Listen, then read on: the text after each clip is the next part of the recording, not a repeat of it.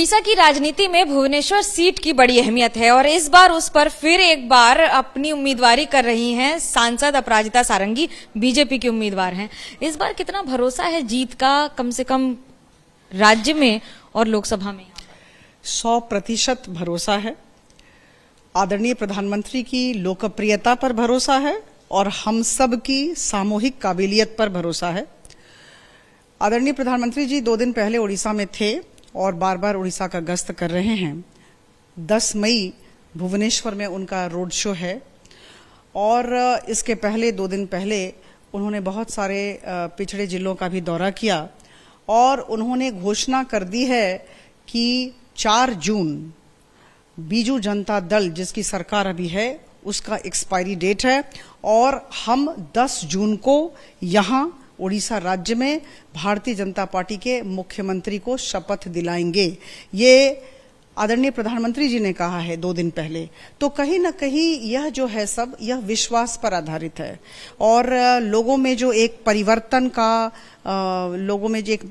की इच्छा है उसको देखकर प्रधानमंत्री जी ने ऐसा कहा है। तो आप जहां जाएं अभी उड़ीसा के शहरांचल में या ग्रामांचल में परिवर्तन का आभास मिल रहा है। जी 1 महीना पहले तक तो दोनों पार्टियां आपस में गठबंधन कर रही थी। दिल्ली में ये हो रहा था कि साथ में लड़ेंगे, तो अभी क्या हो गया, अलग हो गए? देखिए, मैं आपको सच बात बता दूं, भारतीय जनता पार्टी के हजार कर्मी और भारतीय जनता पार्टी के जो नेतागण हैं वो कभी नहीं चाहते थे ये कोalition हो। और धन्यवाद देती हूं हमारे वरिष्ठ नेताओं का, उन्होंने जनसाधारण की बात भी सुनी, उड़ीसा के जनसाधारण की बात भी सुनी और भारतीय जनता पार्टी के कर्मियों की इच्छा को सम्मान दिया और यह कोalition नहीं हुआ। देखिए, ऐसा है कि बीजू जनता दल की विचारधारा हमारी विचारधारा से बिल्कुल नहीं मिलती है। एक दूसरी बात, जो बीजू जनता दल की कार्य प्रणाली है, जो बीजू जनता दल का गवर्नेंस मॉडल है, उसके खिलाफ हम खड़े हैं। तो समझौता का तो प्रश्न ही नहीं उठता है और आपने देख लिया क्या हुआ। तो अभी तो हम लोग युद्ध भूमि में हैं और जहां रण क्षेत्र में हैं, युद्ध भूमि में हैं और निश्चित तौर पर इस युद्ध भूमि में हमारी जीत है। संसद में दोनों हाथ थाम के चलते हैं और जब उड़ीसा में आते हैं तो 2 हाथ कर लेते हैं। डबल स्टैंडर्ड नहीं है ये? देखिए, मैं आपको बता दूं, ये कुछ दिन पहले प्रधानमंत्री जी ने अपने साक्षात्कार में कहा कि बहुत सारी पार्टियां, बहुत सारे दल हैं जो केंद्रीय सरकार के प्रस्तावों का समर्थन करते हैं, बहुत सारे मुद्दों पर समर्थन किया जाता है। तो उसी तरह बहुत सारे राज्यों के बहुत सारे रीजनल पार्टीज ने भी समर्थन दिया, बीजू जनता दल ने भी हमें हमारे मुद्दों पर समर्थन दिया। नारी शक्ति वंदन अधिनियम, भाई महिलाओं के सशक्तिकरण का सवाल है, इसमें कौन सा ऐसा दल होगा जो समर्थन नहीं देगा? सबने दिया, बीजू जनता दल ने भी दिया। ट्रिपल तलाक की बात सबने दिया, बीजू जनता दल ने भी दिया। तो मुद्दा आधारित समर्थन उन्होंने दिया है और उसे प्रधानमंत्री जी ने स्वीकार भी किया। लेकिन ऐसा है कि इसका अर्थ यह नहीं कि हम जमीन पर राज्य में समझौता करेंगे, क्योंकि विचारधारा में बहुत फर्क है। आप वर्तमान सांसद हैं भुवनेश्वर से, इससे पहले अधिकारी रही हैं, राज्य में भी बहुत सर्व किया है। इस बार आपके खिलाफ कमर्शियल पायलट उतरे हैं जो उनके पिता नेतागिरी और विधायक कर चुके हैं, राउतरी जी। कैसे देखते हैं इस बार चुनाव, क्या ज्यादा तगड़ा हो गया है भुवनेश्वर में? देखिए, मैं आपको बता दूं कि मेरी किसी के साथ प्रतिद्वंदिता ही नहीं है। I am my own competitor. कल मैं जैसी थी वैसे आज उससे बेहतर हूं, बस यही मुझे देखना है और यही लक्ष्य लेकर मैं काम करती हूं। तो किसी के साथ मेरी प्रतियोगिता नहीं है, कौन सामने खड़ा है, कौन पीछे खड़ा है, कोई बाएं दाएं खड़ा है, मतलब नहीं है। लक्ष्य बस एक ही है कि प्रधानमंत्री जी ने मुझे फिर से भुवनेश्वर संसदीय क्षेत्र के लोगों की सेवा करने का मौका दिया और उनका जो यह विश्वास है मेरे ऊपर, उसे बजाय रखना है। लोगों की सेवा करनी है, लोगों के लिए काम करती आई हूं और करती रहूंगी। और उड़ीसा राज्य में एक बहुत ही सकारात्मक माहौल भारतीय जनता पार्टी के पक्ष में है।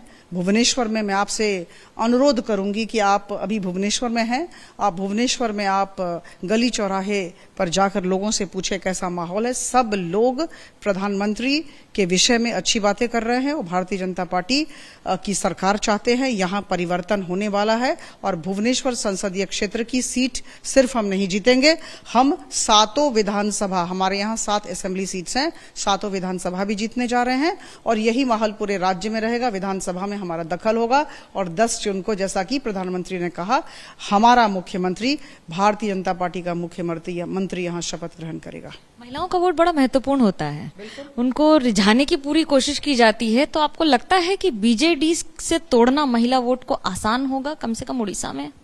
नहीं, देखिए, ये पुराने जमाने की बात है। मैं आपको बता दूं, मैं मिशन शक्ति की निर्देशिका थी। ये जो स्वयं सहायक गोष्ठी का मिशन है, इसकी मैं निर्देशिका थी। ठीक है, 8 मार्च 2001 मिशन शक्ति कार्यक्रम का आरंभ हुआ था। मैं राज्य सरकार में उस समय निर्देशिका थी और मैं आपको बता दूं कि उस समय 4 साल में निर्देशिका रही, घूम घूम कर स्वयं सहायक गोष्ठियों का गठन किया। लेकिन मैं आपको ये बताना चाहूंगी कि उस समय राज्य सरकार की एक इच्छा थी कि हम सारी महिलाओं को काम देंगे, रोजगार देंगे, सिर्फ गोष्ठी कर देने से नहीं होगा, रोजगार देंगे। लेकिन कहीं ना कहीं डाउन द लाइन वो राजनीतिक इच्छा शक्ति धूमिल होती गई और आज के दिन में आप देखेंगे हजार लाखों महिलाएं हैं, स्वयं सहायक गोष्ठी में हैं, लेकिन उनके हाथ में काम नहीं है। तो मेरा ये कहना है कि अभी आप देखेंगे कहीं ना कहीं एक डिसअपॉइंटमेंट है, निराशा है महिलाओं में। और जहां तक प्रधानमंत्री मोदी जी का सवाल है, अद्भुत समर्थन महिलाओं का उन्हें मिलता रहा है। आप जिन चुनावों की बात कर लें, प्रधानमंत्री जी खुद कहते हैं, स्वीकार करते हैं कि महिलाओं ने हमें काफी समर्थन दिया है। बार बार ये बात वो बोलते हैं। और मैं आपको बता दूं, इस बार भी नारी शक्ति वंदन अधिनियम हो, ट्रिपल तलाक बिल हो, मुद्रा लोन जितना दिया गया 70% महिलाओं को गया। प्रधानमंत्री आवास योजना में जो वर्क ऑर्डर्स दिए गए हैं वो अधिकांश महिलाओं के नाम से हैं। स्टैंड अप लोन्स अगर दिए जा रहे हैं तो वो भी महिलाओं को काफी संख्या में दिए जा रहे हैं। सैनिक स्कूल की आप बात करें तो सैनिक स्कूल में भी महिलाओं बच्चियों की दाखिला हो रहा है। कमीशन्ड ऑफिसर्स भी आर्मी में महिलाएं हो रही है। तो प्रधानमंत्री मोदी जी ने अद्भुत काम किया है और उसका प्रतिफलन हमें ओडिशा में भी मिलने वाला है। महिलाएं प्रधानमंत्री नरेंद्र मोदी जी की भाषा को समझती हैं और सराहती हैं। अपराजिता सारंगी एक ऐसी सांसद हैं जिनकी विधानसभा में 7 विधानसभा बीजेडी के पास है। बड़ा मुश्किल होता है ये चुनाव जीतना या ये इस पर टिके रहना? नहीं, देखिए, ऐसा है कि अगर हम दिल से काम करें, बड़ी निष्ठा के साथ काम करें, लोगों के साथ लगातार मिलकर रहें, तो कोई दिक्कत नहीं होती। मैं आपको बताना चाहूंगी कि 5 वर्षों में जनसंपर्क रहा है मेरी राजनीति का आधार। अभी आप कैंपेन की बात कर रही हैं, ये जो तरीका है, ये मेरा जो प्रकृति है मेरे काम का, ये 5 वर्षों में ऐसा ही रहा है। मैं सुबह से रात तक लोगों के बीच में ही रही हूं। आप सोशल मीडिया देख लीजिए, आप किसी से पूछ लीजिए, मैं ऐसे ही काम करती आ रही। तो मुझे ऐसा कोई फर्क नहीं लग रहा है कि अभी कैंपेन चल रहा है, मेरा जीवन ही ऐसा रहा है। तो लोग समझते हैं। और मैं आपको बता दूं, बड़ी अच्छी बात, आपको अच्छा लगेगा सुनकर, कि इस बार मैं चुनाव नहीं लड़ रही हूं, जनता जनार्दन मेरे लिए चुनाव लड़ रही है। और आपको मैं बता दूं कि हर दिन ऐसा होता है कि लोग आके मुझे कॉन्ट्रीब्यूशंस देते हैं कि मेरे प्रचार प्रसार के लिए रुपए दे रहे हैं। आप अगर आए तो मैं आपको बता दूं कि करीबन 7 लोगों ने अभी तक पैसे दे दिए। कोई 50,000 देता है, कोई 10,000 देता है, कोई 1100 रुपए दे रहा है।